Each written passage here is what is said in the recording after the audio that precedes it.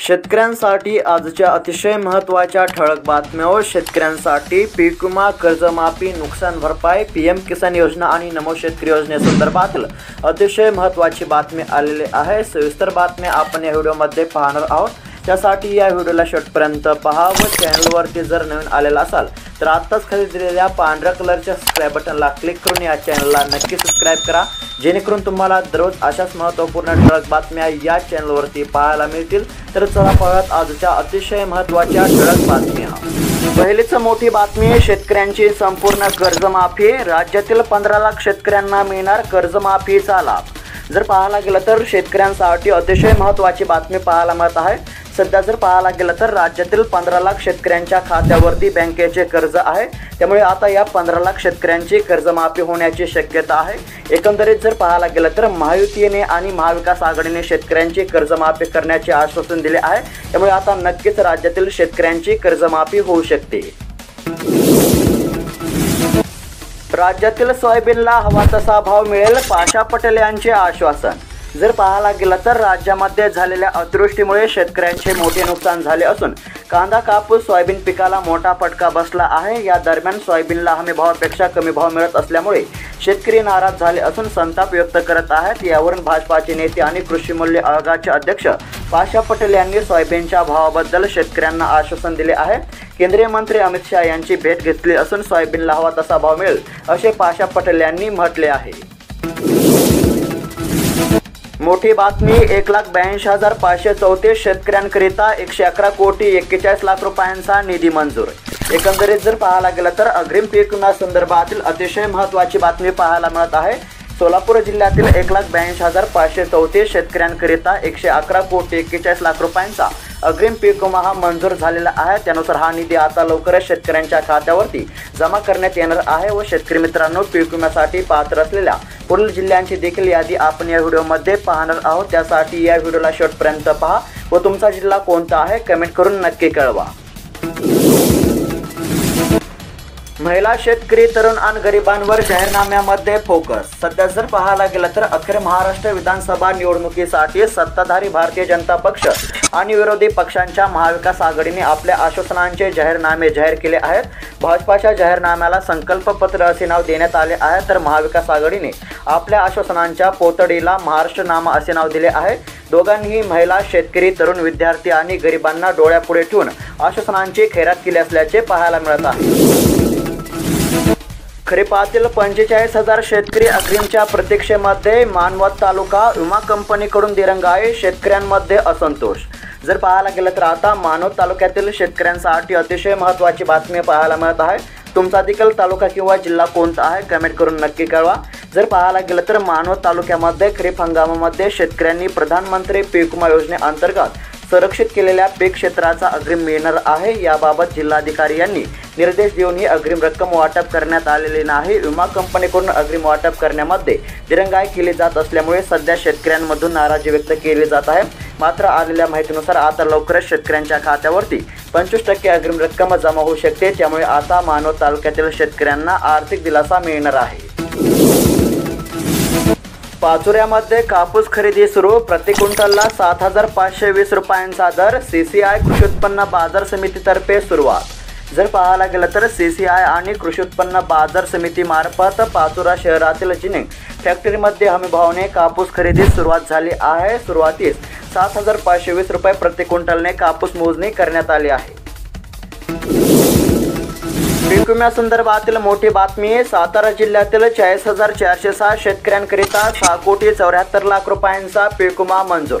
जर पाहायला गेलं तर आता सातारा जिल्ह्यातील शेतकऱ्यांसाठी अतिशय महत्त्वाची बातमी पाहायला मिळत आहे. तुमचा देखील जिल्हा कोणता आहे कमेंट करून नक्की कळवा. जर पाहायला गेलं तर आता सातारा जिल्ह्यातील 40,406 शेतकऱ्यांसाठी 6 कोटी 74 लाख रुपयांचा अग्रिम पीक विमा हा मंजूर झालेला आहे. त्यानुसार हा निधी आता लवकरच शेतकऱ्यांच्या खात्यावरती जमा होऊ शकतो. व शेतकरी मित्रांनो, तुमचा जिल्हा कोणता आहे कमेंट करून नक्की कळवा, जेणेकरून तुमच्या देखील जिल्ह्यासंदर्भातील कोणतेही महत्त्वाचे अपडेट आले की तुम्हाला कळवण्यात येईल.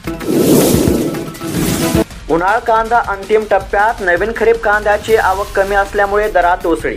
जर पाहायला गेलं तर गत रब्बी उन्हाळ कांदा हंगामामध्ये दुष्काळी परिस्थितीमुळे कांद्याची लागवड जवळपास 50,000 हेक्टरने कमी झाली होती। परिणामी उत्पादन घटणार हे निश्चित होते। त्यातच कांदा काढणी पश्चात तापमानामध्ये वाढ व वातावरणातील बदलामुळे कांद्याची साठवणूक क्षमता संपुष्टामध्ये आली।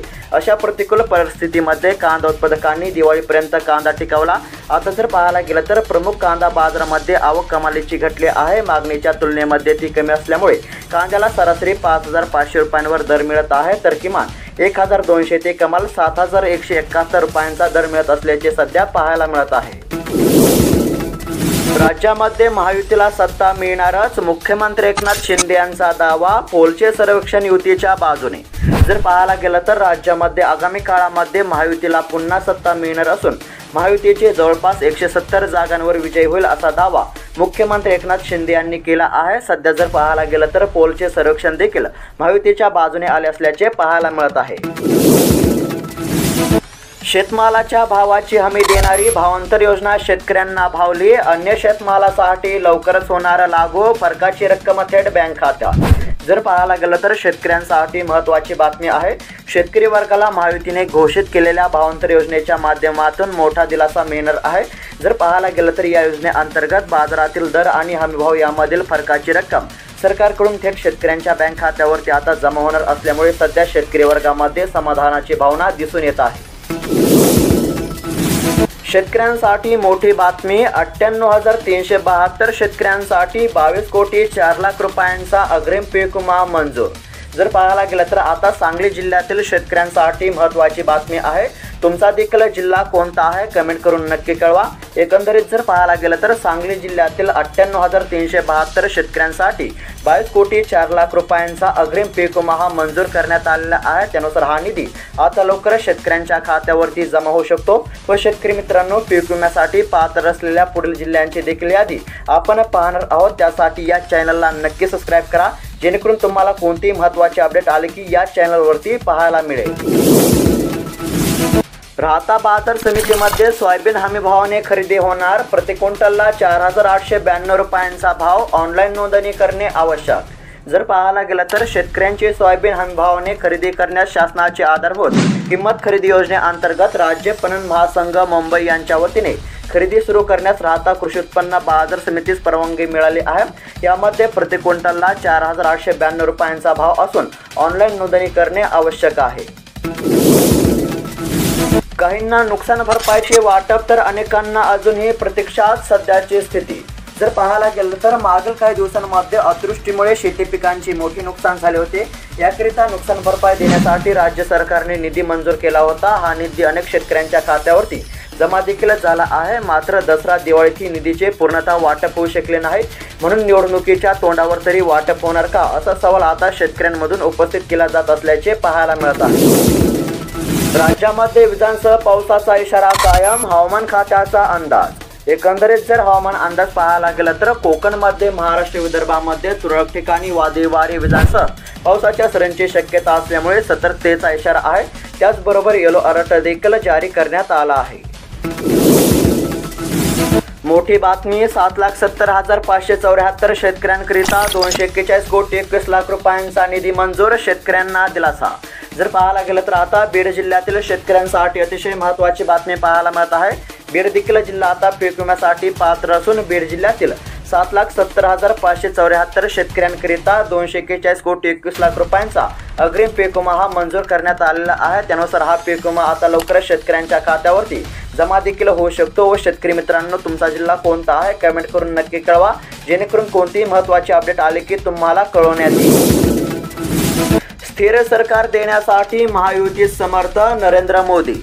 जर पाहायला गेलं तर महाराष्ट्राच्या विकासाचे ध्येय असणारी, व्हिजन असणारी एकमेव महायुतीच महाराष्ट्राला स्थिर सरकार देऊ शकते आणि तीच महाराष्ट्राच्या विकासासाठी दूरगामी फायद्याची ठरणार आहे, असे प्रतिपादन नरेंद्र मोदी यांनी केले आहे। तर शेतकरी मित्रांनो, बातम्या कशा वाटल्या, तुमची प्रतिक्रिया काय आहे कमेंट करून नक्की कळवा। आणि दररोज अशाच महत्त्वपूर्ण ठळक बातम्या जाणून घेण्याकरिता आत्ताच खाली दिलेल्या पांढऱ्या कलरच्या सबस्क्राईब बटनला क्लिक करून या चॅनलला नक्की सबस्क्राईब करा। भेटूयात पुढील व्हिडिओमध्ये। धन्यवाद।